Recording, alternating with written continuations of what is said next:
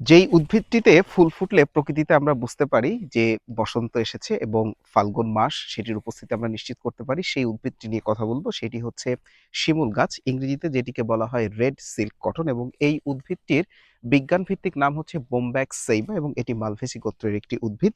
এই শিমুল গাছের যদি চারা রোপণ থেকে আমরা তার যদি ফুল ফল বীজের কথা বলি, তাহলে দেখা যাচ্ছে যে ৫ থেকে ৬ বছরের একটি চারা গাছে ফুল আসতে শুরু করে এবং এটি প্রায় ১৫০ বছর পর্যন্ত বেঁচে থাকে। এবং এই শিমুল গাছের যেটি হয় এই ফাল্গুনে, অর্থাৎ ফাল্গুনে তাদের ফুল আসে, চৈত্র মাসে তাদের ফল হয় এবং বৈশাখ মাসে গিয়ে কিন্তু তুলা এবং সেখান থেকে আমরা বীজ পাই। এই গাছটির কিছু অসাধারণ ঔষধি গুণাগুণ রয়েছে, বিশেষ করে তার যে মূল রয়েছে, এবং এই মূল যে গুরুত্বপূর্ণ কাজে আসে সেটি হচ্ছে ডায়রিয়া এবং রক্ত আমাশয় নিরাময়ে গুরুত্বপূর্ণ ভূমিকা পালন করে। তাছাড়া চারা গাছের যেই ছাল রয়েছে সেই ছাল কিন্তু ফোড়া নিরাময়ে গুরুত্বপূর্ণ ভূমিকা পালন করে। তবে আমরা এক্ষেত্রে পরামর্শ দিব, সেটি হচ্ছে যে অবশ্যই এখানে কিন্তু রেজিস্টার্ড ডক্টরের পরামর্শ নিয়ে সেখান থেকে তার ডোজ এবং পরিমাণ জেনে ব্যবহার করতে হবে।